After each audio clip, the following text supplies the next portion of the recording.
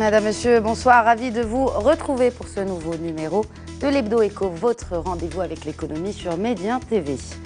Aujourd'hui, nous allons mettre le secteur du textile sous les projecteurs.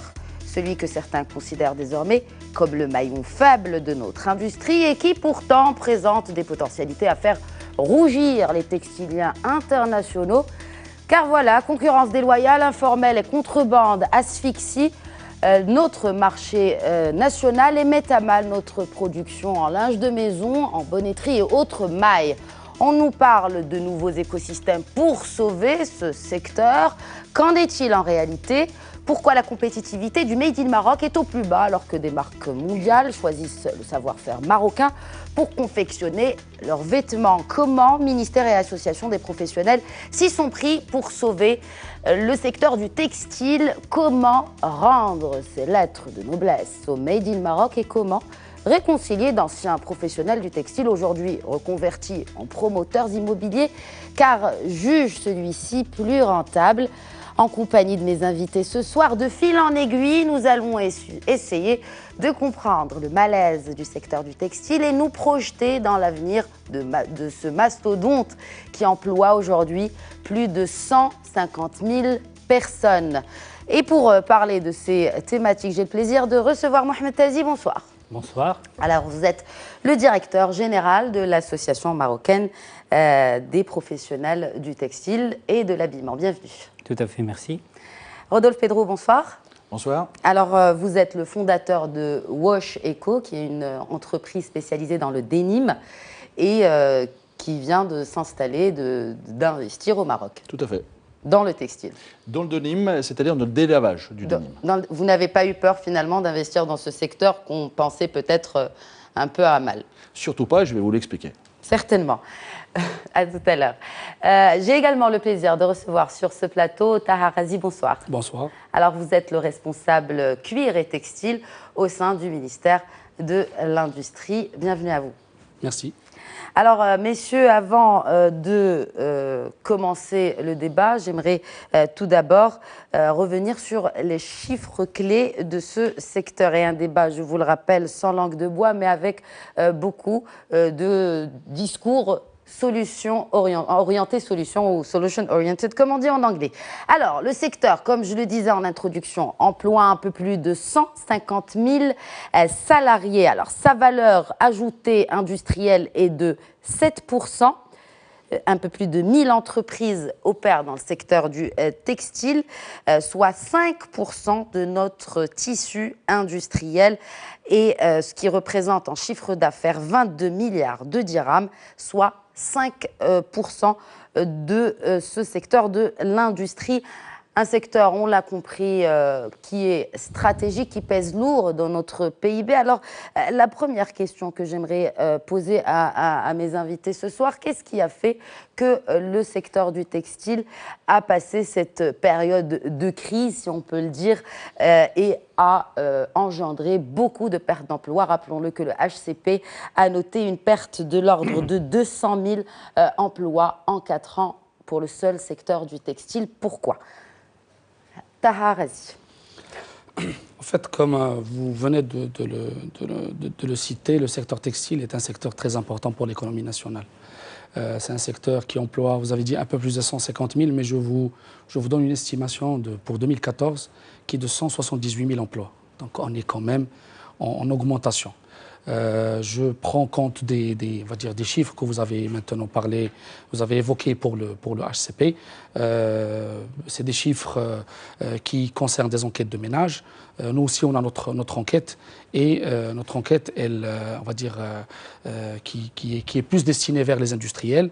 Et nos chiffres, pour l'instant... Quand vous dites enquêtes qui sont destinées vers les industriels, c'est-à-dire que vous les menez sur le terrain, oui, comme sur le terrain, au commissariat au plan, finalement. Oui. Mais il y a juste peut-être des méthodes d'échantillonnage qui sont un peu différentes, sans rentrer trop dans les détails. Mais juste pour dire que, bien sûr, le secteur textile est passé par plusieurs phases. Il y a la levée des quotas pour les produits chinois vers l'Europe. Il y a la crise mondiale de 2008 aussi qui a impacté le secteur. Il y a eu des pertes en route, il faut le dire, mais je pense que le secteur a gardé ses fondamentaux. Il explose en export en 2016, l'emploi est toujours là, c'est le premier employeur au Maroc. Force de constater que le secteur textile se porte de mieux en mieux. Bon, pour l'export en premier lieu, peut-être pour le marché local, il y a encore on y arrive à ce dysfonctionnement. Mais je pense que malgré ces pertes, le secteur reste un secteur très fort et important pour l'économie nationale. Mohamed Tazi, alors vous représentez les professionnels du textile dans notre pays. Pensez-vous qu'aujourd'hui, avec une meilleure organisation au sein même de cette association que vous dirigez, est-ce que ça a fait que vous avez la même voix aujourd'hui pour porter vos revendications, pour essayer justement de sortir le secteur d'une pseudo-léthargie dans laquelle il vivait? Bien. Il y a un terme qui a été proscrit depuis un certain nombre d'années au niveau de l'association, c'est le terme revendication. Nous, dans tout ce que nous menons, nous le portons avec conviction, mais nous essayons de faire adhérer un peu nos partenaires publics par rapport à la vision. Je tiens à rappeler un élément fondamental, c'est que le Maroc fait partie des rares pays qui ont une vision long terme pour l'industrie du textile. Est-ce que finalement c'est une bonne chose ou c'est une mauvaise chose d'avoir une vision à très long terme, sachant qu'on ne connaît pas les aléas de l'économie mondiale? Monsieur Razi a cité la crise de 2008. Il pourrait y avoir ce genre d'événements qui affectent l'ensemble de l'économie mondiale, quel que soit le secteur. Oui. Le fait d'avoir une vision permet d'avoir de la hauteur de vue, de savoir où l'on est, où on veut nous projeter. Rien n'empêche de recadrer, quand un élément survient, de recadrer la vision de la stratégie. Mais il est important d'avoir de la visibilité plutôt que d'être le nez dans le guidon et de pédaler un peu dans le vide.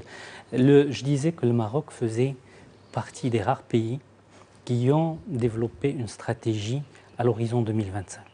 Donc, il y a la Chine, il y a la Turquie, il y a l'Inde. Donc, en dehors de ces pays-là, je ne vois pas grand monde.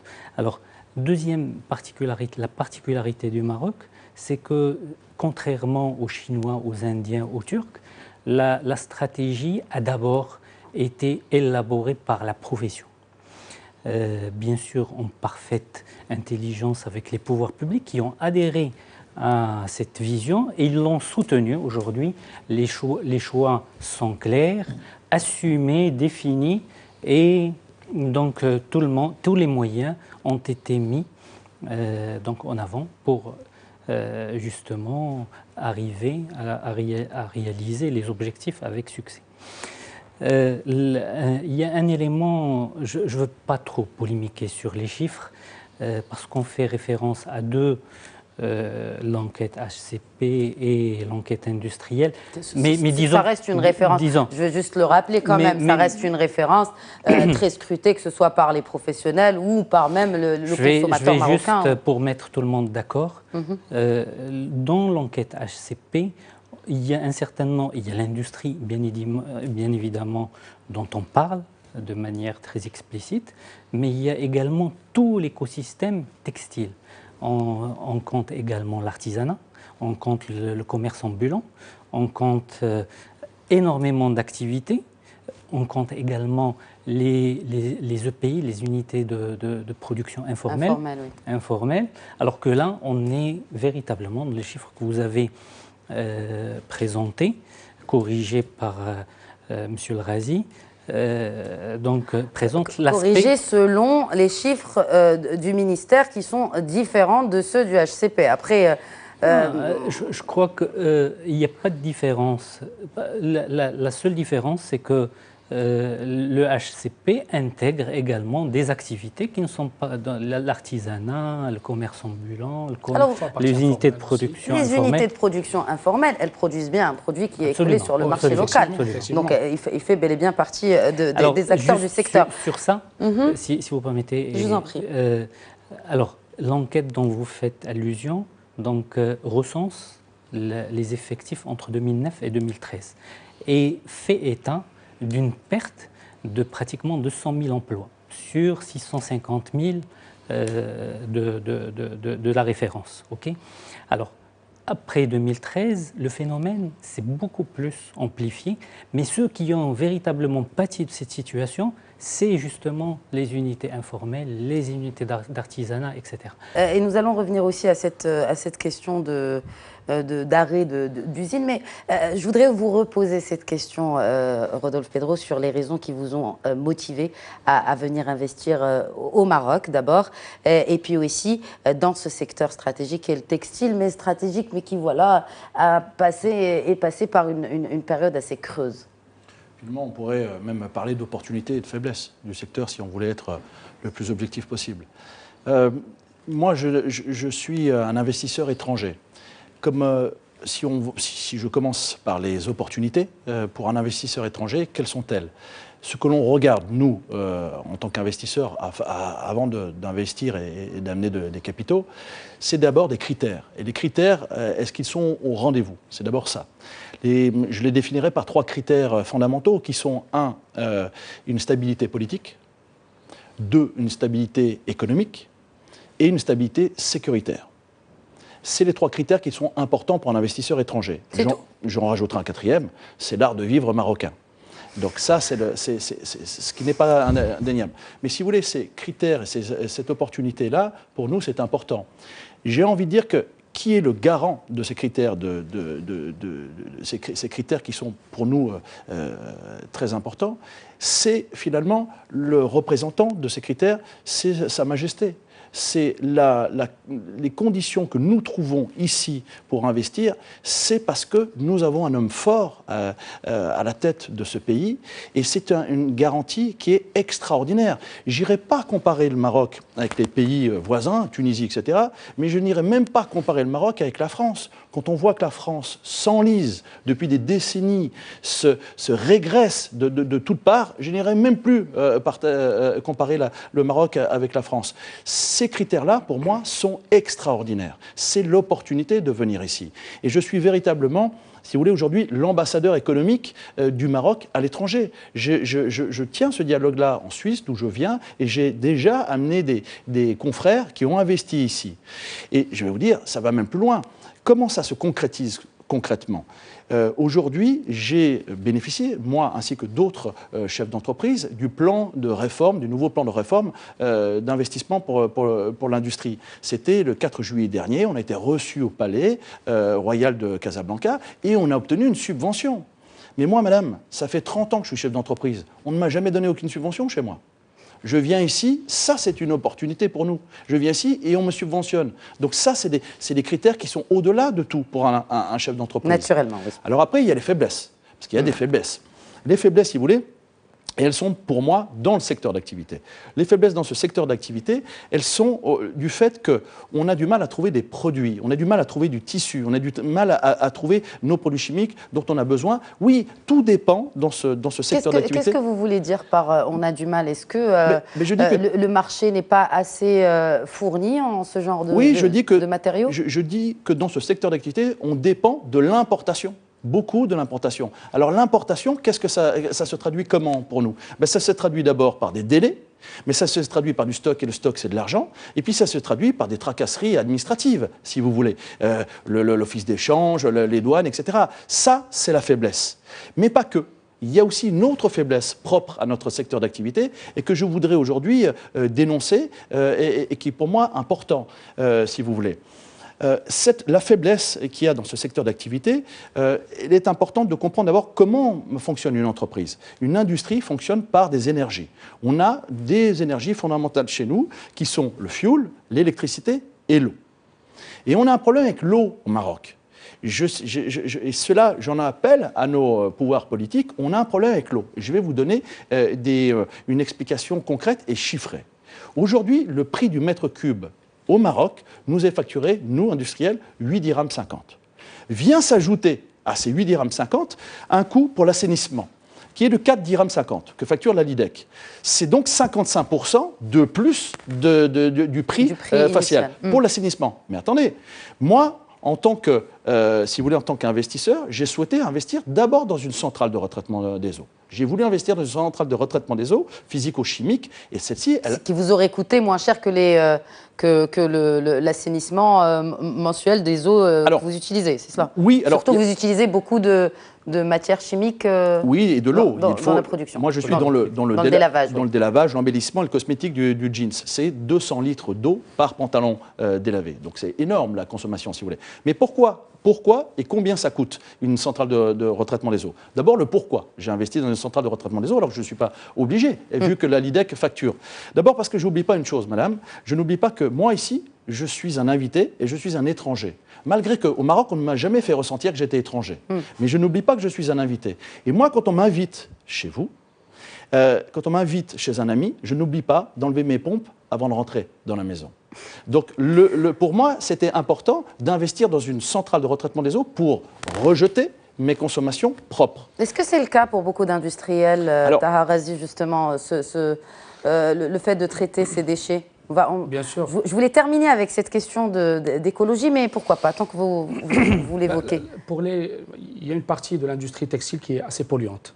On va dire c'est la partie de la teinture, du délavage. On parle même que le secteur textile est le deuxième pollueur, enfin en tout cas en industrie, après celle du pétrole. Bon, il faut peut-être relativiser, mais bon. Mais selon les études qui sont développées. Mais pas toutes les filières du secteur textile sont polluantes, mais celles-là sont assez polluantes. En fait, la question de l'eau, vous savez que l'eau est une denrée rare au Maroc, et cette question de payer et d'avoir des frais pour payer de l'eau, c'est une question, peut-être vous trouvez assez chère, mais pour nous au Maroc, c'est une question qui est assez normale.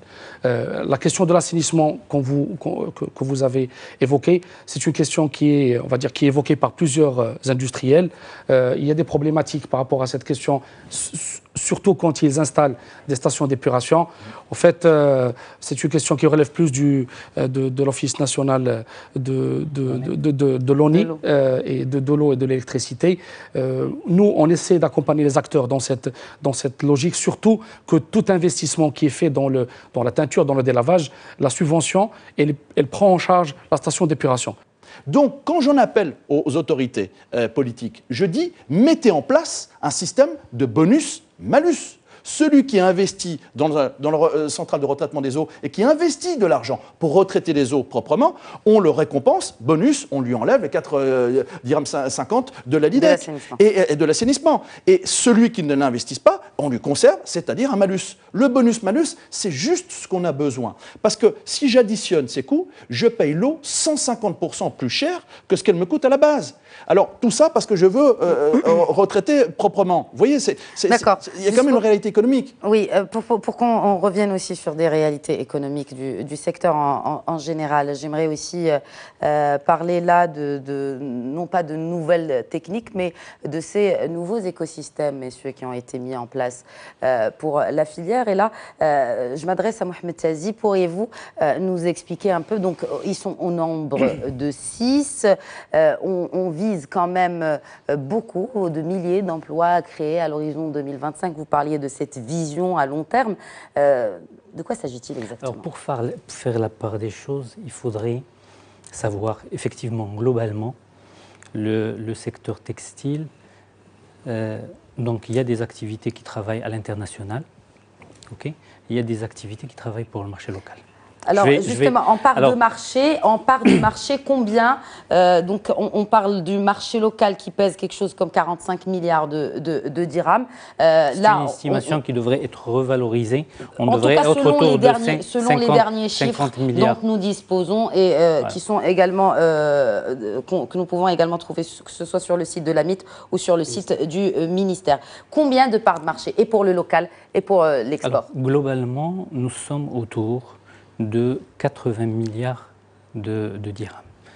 Les chiffres de 2016 à l'export viennent de tomber il y a 2 jours.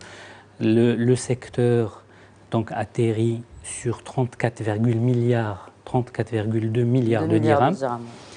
Et nous avons... C'est un record. Hein.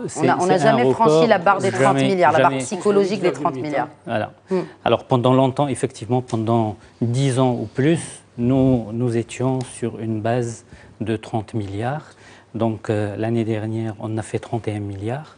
Et cette année, on a fait, enfin 2016, on a fait 34,2 milliards. C'est presque, on a en 2016 déjà réalisé les objectifs du pacte d'accélération industrielle qui est fixé Monsieur Razi un d'Audely de la delta. tête. Il semble pas très d'accord. Non, je suis tout à fait d'accord. On a un des objectifs des écosystèmes textiles est d'atteindre plus de 5 milliards de dirhams. On a déjà, entre 2014 et 2016, on a atteint 3 milliards. Donc je pense qu'on sera peut-être, on va dépasser les 5 milliards. Les objectifs, en termes d'emploi, on s'est engagé, c'est un engagement de la profession de 100 000 emplois. Je pense qu'on est sur un bon trend par rapport aux réalisations des objectifs pour les écosystèmes. Mais nous avons également une activité marché local, des industriels qui s'adressent actifs au niveau du marché local, qui eux sont en totale désuétude, total désarroi, parce que donc ils subissent, les acteurs transparents n'arrivent pas à accéder à ce marché extrêmement important, 45 ou 50 milliards. On dit que dans les 45 milliards, il y a 90% d'informel, selon alors, une étude. Dans l'informel, alors il y a différents types d'informel. Dans ces 45 milliards qui sont le marché local. C'est quelque chose qui a été, lorsqu'on a élaboré la stratégie, le marché local a été étudié, mais de manière très, très fine. Et nous avons essayé de caractériser l'informel. Il y a l'informel d'importation, selon le niveau de nocivité par rapport au marché. Il y a l'informel, vous l'avez dit vous-même tout à l'heure, il y a l'informel qui crée de la valeur ajoutée. Ça, après tout, bien sûr, il est condamnable, mais pas aussi condamnable que l'informel d'importation, la contrebande, qui, elle, détruit de la valeur ajoutée, qui détruit les emplois et qui aboutit à la fermeture des usines. Donc, nous avons deux secteurs, tout a été mis, ou presque, pour réamorcer, dynamiser le marché à l'export. Et tout reste à faire. D'ailleurs, c'est l'objectif un peu de ce mandat au niveau de la profession, en partenariat avec les partenaires publics, de focuser sur le marché pour essayer d'injecter une part de concurrence loyale. On va essayer d'ériger la mise en place de la concurrence loyale comme une priorité nationale. Très bien. Nous allons continuer le débat juste après cette courte pause de publicité. Merci de rester avec nous. Bienvenue à vous si vous venez de nous rejoindre. Juste avant la pause de publicité, nous parlions des nouveaux moyens qui ont été mis en place pour accompagner le secteur du textile, pour essayer de réanimer ce secteur, et ce en mettant en place 6 écosystèmes. Nous en parlions avec Mohamed Tazi, directeur général de l'AMIT. Alors, j'aimerais aussi revenir sur cette étude qui a été menée en 2009 par un cabinet international, justement sur, vous parliez d'un manque de structuration de ce marché local. Il était question de restructurer ce marché. Qu'est-ce qui a été concrètement fait pour accompagner et inciter les entreprises à écouler leurs marchandises sur ce marché local qui, encore une fois, rappelons-le à nos téléspectateurs, pèse beaucoup plus en termes de chiffre d'affaires que l'export? Alors, j'imagine que vous faites allusion à l'étude commanditée par l'AMIT, confiée à un cabinet international pour essayer de chiffrer la taille du marché marocain. Entre autres. Pour la première fois. Entre autres, pour in fine, mettre en place une stratégie d'accompagnement et de restructuration du marché local. Alors, c'est la première fois où nous avons confronté par 3 démarches différentes. Donc, pour déterminer réellement la taille du marché marocain, nous avons utilisé, transposé la part du secteur transparent qui globalement représentait 10% du marché. En estimant la taille, donc nous sommes arrivés aux 40 milliards de dirhams de taille du marché. Nous avons essayé d'estimer également la consommation par habitat du textile comparativement à des pays à un niveau de pouvoir d'achat équivalent. Pour peut-être agrandir juste les chiffres de 10%, c'est-à-dire on fait des études pour peut-être arranger les choses. En fait, on avait pas d'idée sur la taille du marché. Et ça, c'était problématique. Donc là, on a la taille du marché. Voilà. Donc l'objectif, c'était de voir comment structurer le marché pour qu'il devienne plus accessible. Voilà. C'est un élément sur lequel je voudrais revenir parce que... oui, mais entre-temps, rien n'a changé depuis 2009. 90% d'informels sur le marché local, ça reste 90%. Alors, justement, le secteur textile a besoin de ces deux pieds. Donc l'export, on l'a dit, beaucoup de choses ont été faites, mais il a besoin de l'autre pied, qui est le marché local et qui reste inaccessible pour une population d'entreprises extrêmement importante qui travaille de manière transparente et qui est concurrencée de manière déloyale par les Alors, importations. Alors, qu'est-ce qu'il faut faire pour peut-être trouver une solution à cette c'est très simple. D'abord, concurrence déloyale. Concurrence déloyale, bon, vous imaginez que nous en avons dès la sortie des recommandations de l'étude. Nous avons fait le tour un peu de toutes les administrations concernées. Il y a un certain nombre de...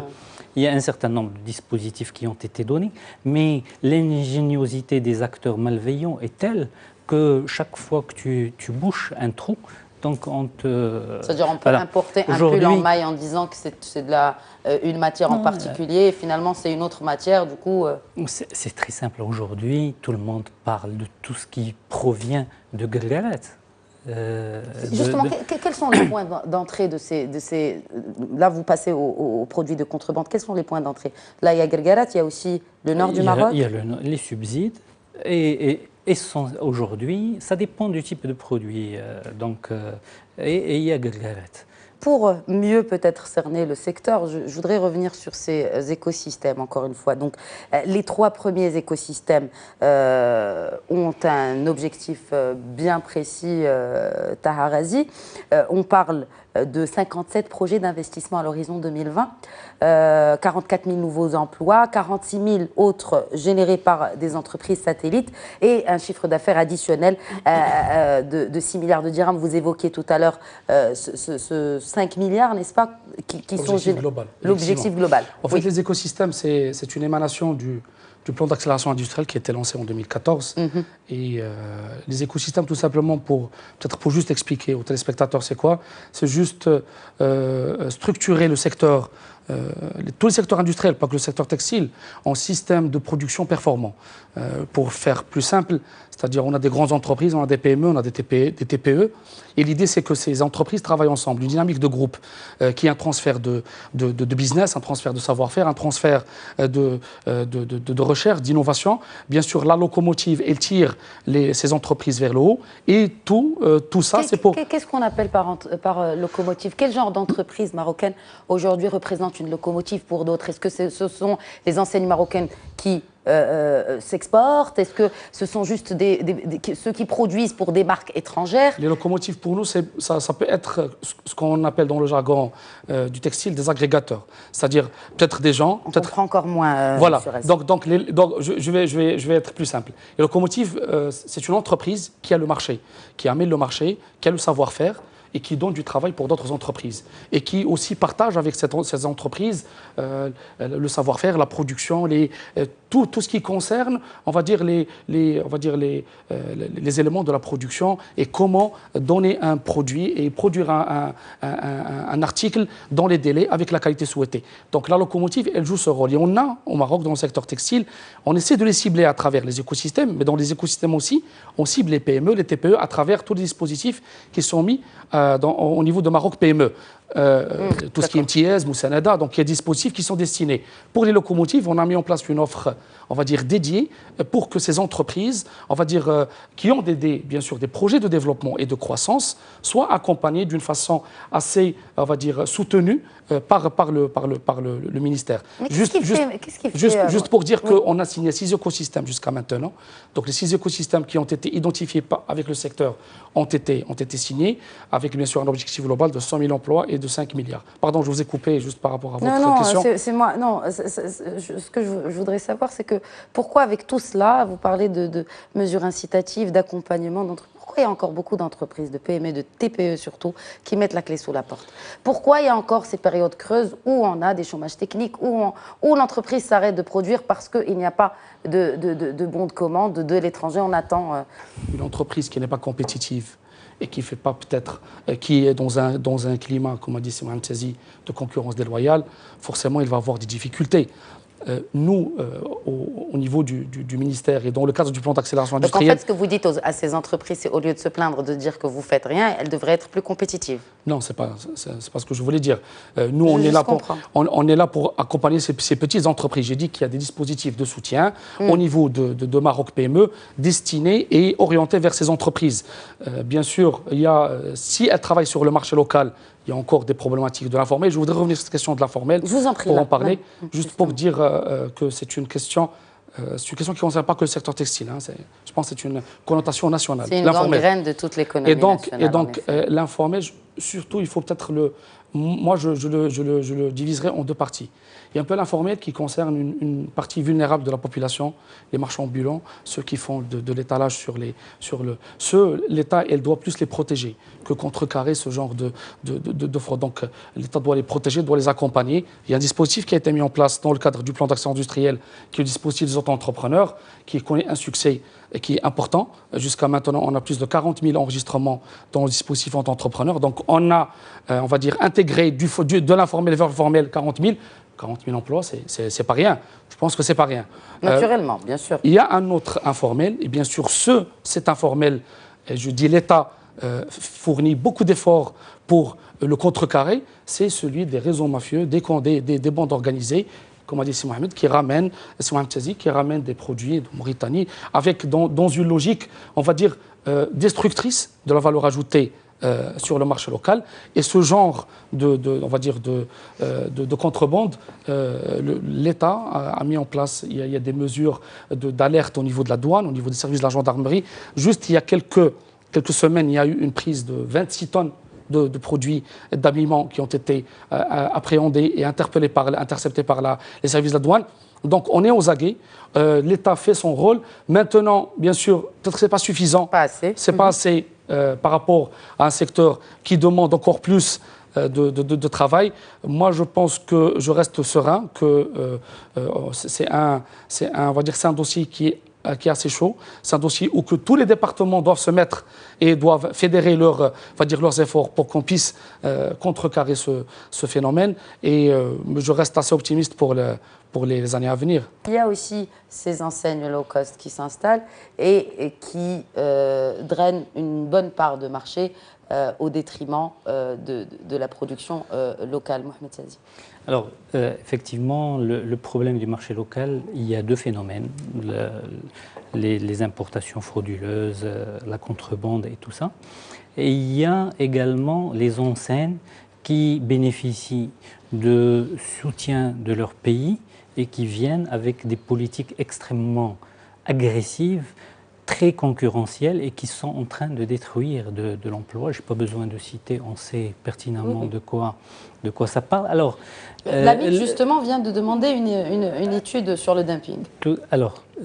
Aujourd'hui, l'AMIT a suffisamment, je crois que c'est un dispositif réglementaire, légal, conforme à l'OMC, mais qui n'a jamais été activé pour la simple raison qu'on a toujours appréhendé la lenteur, la lourdeur de la procédure. Aujourd'hui, nous sommes disposés et nous sommes mobilisés pour mener une action comme ça, parce qu'il y va du salut, d'une activité stratégique pour le pays.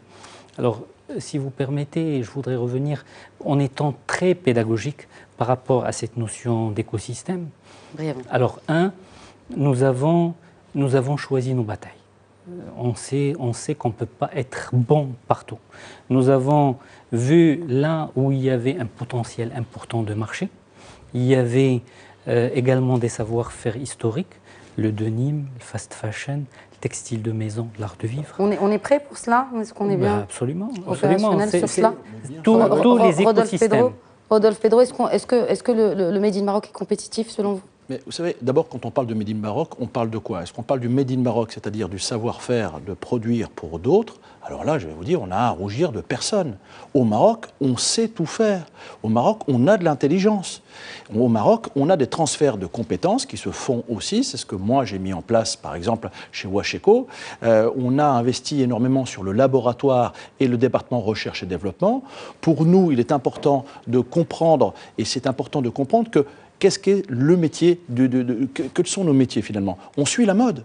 Nous, on suit la mode. On suit la mode. C'est ça, le fast fashion. Hein, mais oui, et on s'adapte à la mode, si vous voulez. Et je pense qu'on se doit de faire des transferts de compétences. Par exemple, pour le directeur de mon laboratoire, qui s'appelle Jean Bernard, c'est un Français, et je lui ai signé un contrat de 36 mois. Et je lui dis, moi, ce que j'attends de toi, c'est que tu me transfères tes compétences à ton homologue marocain. Je n'ai pas besoin de toi dans 3 ans. Tu retournes chez toi. Ici, on a de l'intelligence. On a un besoin de transfert de compétences, mais une fois qu'ils sont formés, nos collaborateurs marocains travaillent avec brio, si vous voulez. Alors, quand je dis on suit la mode, il est important moi, je découpe en deux, si vous voulez, je distingue. D'abord, la formation théorique et la formation pratique. C'est-à-dire que nous, à Wacheco, on a implanté une classe, comme une école, une classe de 35 chaises, si vous voulez, on a 35 places assises, et je compte toujours apporter de la formation continue sur l'aspect théorique. Pourquoi? Parce que l'aspect théorique, il est important de comprendre la psychologie et la typologie du client pour pouvoir s'adapter à lui. Après, il y a une formation, bien sûr, continue en production opérationnelle. Mais c'est important, ça. Et ça, c'est une première. On a créé cette classe et on sait que c'est une forte demande d'apporter une formation théorique, pas que opérationnelle. C'est pour ça que j'ai implanté cette classe dans mon usine. Est-ce qu'aujourd'hui, vous qui, justement, il y a ce denim qui fait partie de ces écosystèmes, c'est un écosystème en soi. C'est le jean. C'est le jean. Le jean, ouais. Le denim, c'est la même chose, non? Oui, c'est ça, ouais. c'est pareil. Ah, voilà. Pour le commun. Qu'on comprenne. Pour tout dire, quand vous dites de Nîmes, c'est le tissu de Nîmes. Ce tissu était fabriqué à Nîmes, il y a bien longtemps, dans le sud de la France. Et donc ça n'a rien d'américain. Rien à voir, c'est pas du tout. Et ce tissu était exporté aux États-Unis pour fabriquer les fameux pantalons des chercheurs américains. Et l'américain a prononcé de Nîmes. Et on a changé la prononciation. C'est originaire de France, si vous voulez. Vous savez bien longtemps qu'on ne tisse plus en France. Très bien. Donc, est-ce que, encore une fois, cette compétitivité du Made in Maroc, vous venez de le dire, il y a beaucoup de marques, ou peut-être c'était pendant la pause pub, il y a beaucoup de marques, de grandes marques, qui viennent fabriquer au Maroc, mais que ces produits coûtent finalement, grâce à un processus de délavage, beaucoup plus cher qu'un jean qu'on trouverait en grande surface à une dizaine d'euros ou à une centaine de dirhams. Pas plus cher, Adija, pas plus cher. Vous êtes, vous, in fine, la consommatrice. C'est vous qui commandez le dictat de la mode. Vous souhaitez acheter un jean qui a une valeur ajoutée, c'est-à-dire déchiré, blanchi, etc. Forcément qu'il y a une valeur ajoutée, il y a un cosmétique apporté, il y a un travail humain. Forcément qu'il va coûter plus cher que si vous le prenez brut. Mais je pense que ça fait longtemps que vous ne mettez plus de jean brut, si vous voulez. C'est la consommatrice qui commande dans l'histoire. Mais quand on parle du Made in Maroc, moi je le scinde en deux. Le Made in Maroc sur le savoir-faire, c'est indéniable. On n'a encore une fois pas à rougir. Au Maroc, on sait produire et on sait produire de qualité. Maintenant, si on parle du Made in Maroc, d'une marque qui pourrait franchir nos frontières et être reconnue à l'étranger, alors ça, c'est tout à fait autre chose. Pourquoi? Là, parce que là, il faut investir sur de la création. Et la création... Pourquoi? On n'a pas de créateurs, justement. Si, on a des créateurs, mais il faut les accompagner. On a des créateurs, et ça, c'est peut-être un boulot commun à accompagner nos pépites, c'est nos jeunes qui savent créer et qui ont l'intelligence de la créativité, mais il faut les accompagner. Il faut en quels termes? Il faut les accompagner. Vu qu'on a le ministère qui est déjà là. Alors, vous savez, moi, je vais vous dire, le ministère, parce que je ne peux parler que de moi, le ministère, je ne peux pas être critique du ministère, parce que quand je vois le... Je ne parle pas de critique, c'est-à-dire que si vous dites qu'il faut accompagner, quels moyens voyez-vous pour accompagner ces créateurs, pour porter cette étiquette de Made in Maroc? Je vais vous répondre, mais moi, je ne suis pas un jeune créateur, je suis un vieux entrepreneur, si vous voulez. Vous comprenez. Si vous voulez, pour ce qui est du ministère, nous, nous, en tant qu'entreprise, qu'industrie, ils nous ont accompagnés de A à Z. Parlons de la MIT. La MIT, c'est le bureau unique qui a fait un boulot extraordinaire avec nous, il faut le dire. Aujourd'hui, je ne serais pas venu au Maroc si je n'avais pas eu la MIT. Il faut quand même le souligner, et c'est ce que je dis à l'étranger. Maintenant, ce qui concerne des jeunes créateurs, ben vous savez, moi, en interne, j'ai une jeune designer, Salomé, qui travaille ici, qui vient, qui a fait une partie de sa formation théorique chez La Salle, donc à Rabat. On a misé là-dessus, et aujourd'hui, on espère qu'elle sorte. Mais c'est pas que du savoir-faire. On sait très bien qu'une marque, c'est aussi du marketing, c'est aussi beaucoup d'argent. Donc, si on est tout seul face à son génie et qu'en face, on a des marques qui n'en ont peut-être moins, mais qui ont beaucoup d'argent, ça va être difficile non, de mais sortir. Quand on voit qu'il y a des... Oui, bien sûr, bien naturellement, mais quand on voit qu'on a les techniques et nous avons le savoir-faire, comme vous le disiez, et qu'on a des designers, il y a bien des marques qui ont réussi ce challenge. Il y a des marques, fort heureusement, qui ont réussi. Elles ne sont pas nombreuses, mais en tout cas, ça prouve qu'elles montrent la voie et que leur modèle peut être démultiplié. Alors, pour qu'une enseigne se développe, il faudrait qu'il y ait un environnement de mode. Malheureusement, nous avons des forces. C'est tout l'aspect industriel dont tu as parlé, et encore, Pedro, mais il y a tout l'aspect culturel, tout l'aspect environnement de mode qui fait défaut. Bon, on a bien sûr des gens qu'on forme au niveau de Casamoda Academy, qui est une école de design. Elle a 4 ans, mais ce n'est pas en formant des designers qu'on peut tout de suite... D'abord, une enseigne ne peut se développer que si elle a une identité, un positionnement. Or, quand tu opères dans un marché déstructuré, on revient à nouveau sur l'aspect du marché, il est extrêmement difficile pour une enseigne marocaine de se développer. Où est-ce qu'elle va se développer? À l'export. D'abord, elle n'arrive même pas à se développer dans son propre marché. Donc il faudrait qu'on règle le problème du marché. Les enseignes marocaines, les parts de marché des enseignes marocaines au Maroc 2%. Est de 2%. Ouais. Je veux dire, c'est quand même trop peu compte tenu, je le répète encore une fois, comme l'a soulevé le ministre, 50% de la production d'Inditex est faite au Maroc. C'est énorme, je veux dire. Et 2% seulement. Encore une fois, part de marché pour les enseignes le nœud marocaines. gordien, c'est la déstructuration du marché national. Alors, je voudrais juste apporter par rapport à ce qu'a dit Sima Mtiazi, juste pour dire que toute la prise de conscience du ministère par rapport à cette question de créativité et de marques marocaines. Pour cela, on a mis en place un écosystème dédié, des distributeurs industriels de marques nationales. C'est un écosystème dédié à ce genre pour les aider, pour les accompagner dans le projet de développement, avec bien sûr des aides dans le cadre de tout ce qui se fait dans la créativité, dans la mode. Donc c'est une première, où l'État marocain a pris conscience par rapport à ça, et tous les projets de développement, la créativité non, pas par rapport à ça, qu'il faut aider ces entreprises dans toutes leurs charges relatives à la créativité, et donc il y a des aides qui vont être à la portée de ces entreprises qui ont des projets de développement de marque nationale, juste pour spécifier. Donc, d'où, on va dire, l'importance de ce segment pour l'industrie nationale. Je reviens aussi à Casamoda Academy, qui est une école qui a été créée, on va dire, depuis quelques années avec l'appui des autorités marocaines, pour aussi développer cet esprit de créativité chez nos jeunes et pour avoir des designers, au lieu d'avoir recours à de l'expertise étrangère qui coûte assez cher pour nos, on va dire, ceux qui veulent faire du développement de marques nationales. Donc tout ça fait que, bien sûr, il y a un accompagnement de l'État sur cette question. Cette concurrence déloyale dont vous parlez, vous savez, le Maroc a pris l'engagement d'être ouvert et d'ouvrir ses frontières. On ne peut pas rester enfermé. Donc toutes les marques sont là, donc toutes les marques. Malheureusement, c'est des marques qui sont peut-être soutenues aussi par leur pays, on va dire, d'accueil, et ça crée une concurrence assez déloyale pour nos marques nationales. D'où l'idée de l'écosystème qu'on a mis en place. Donc, on a mis en place tout un arsenal d'accompagnement et d'aide envers ces distributeurs nationaux pour qu'ils soient au moins au même niveau par rapport à cela. peut-être que ça va pas suffire. Comme vous avez dit, vous avez annoncé que l'AMIT a lancé une étude pour avoir des mesures de défense commerciale. Bon, ça va être un travail peut-être de longue haleine. Bon, on va voir si ça va aboutir ou...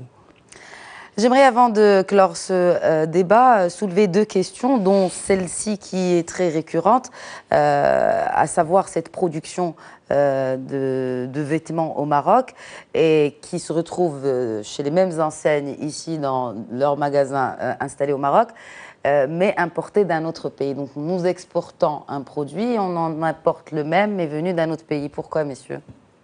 Écoutez, vous savez, le mode de production qui est le plus, qui prévaut le plus au Maroc, c'est la sous-traitance. Donc, plusieurs marques envoient la matière première, comme a dit M. Rodolphe Pedro, en admission temporaire, font travailler leurs produits ici et réexportent leurs produits dans leur magasins en Europe ou dans ce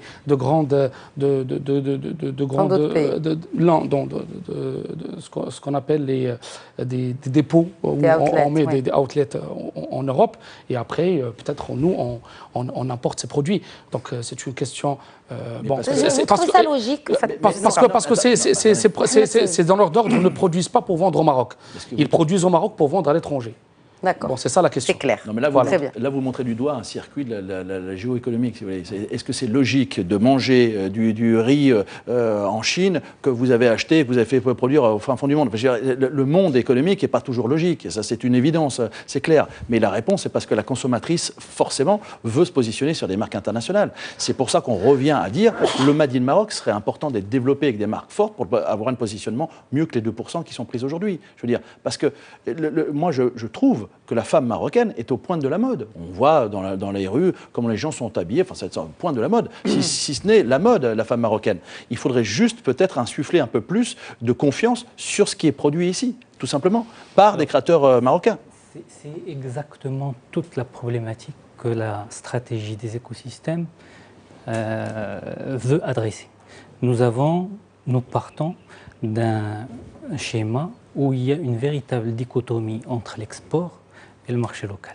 Donc vous parlez d'une activité qui exporte et vous parlez du marché local qui... Donc voilà, la stratégie des écosystèmes est venue pour combler un peu les maillons manquants au niveau d'une filière donnée, les 6, ok.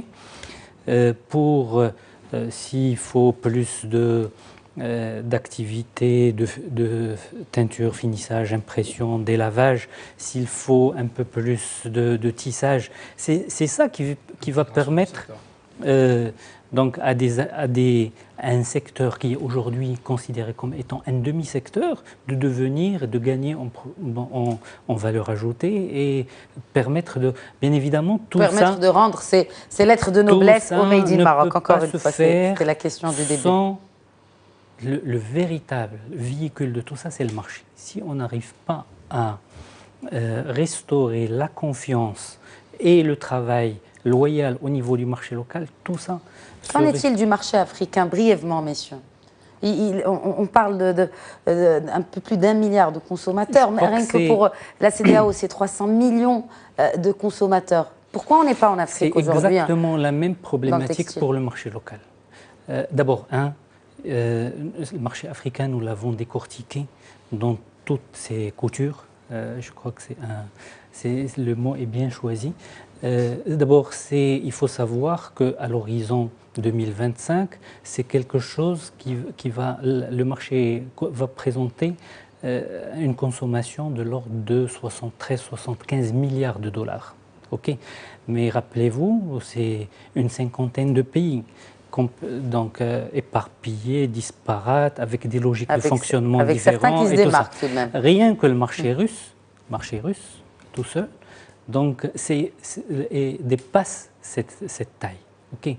Mais encore une fois, la problématique, c'est qu'aujourd'hui, ici, on est incapable d'adresser le marché marocain parce qu'on est pour l'essentiel une activité où prédomine la sous-traitance, on sera incapable d'adresser le marché africain. Juste en complément par ce que dit Mohamed Tiazi, il faut dire aussi que le textile marocain a toujours été orienté vers ces marchés traditionnels qui sont l'Europe, un peu plus les États-Unis. Je pense que ça va être un marché très important. C'est aussi un des piliers des écosystèmes et du plan d'accélération industrielle.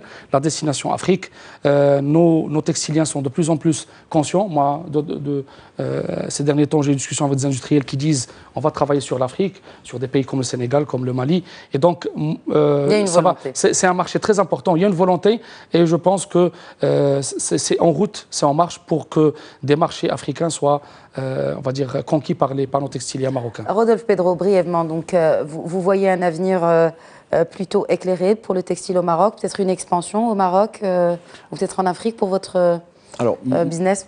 Déjà, on va consolider ce qu'on fait ici au Maroc. Moi, je suis toujours sur le transfert des compétences. Je crois toujours à ça. C'est arriver de l'extérieur à amener des compétences ici, qu'elles soient techniques ou autres. Et je pense qu'on a vraiment mis tous les feux au vert pour réussir ici au Maroc dans le textile. Là, je ne vois vraiment pas, si vous voulez, de recul. Vous avez connu des années difficiles. Je pense que vous êtes sortis du tunnel. Là, je pense sincèrement. Sur ces mots optimistes, cette émission touche à sa fin. Merci, messieurs, d'avoir accepté l'invitation de l'Hebdo Éco. Merci à vous de nous avoir suivis. Je vous donne rendez-vous vendredi prochain à 22h sur Médien TV. D'ici là, excellente semaine à toutes et à tous.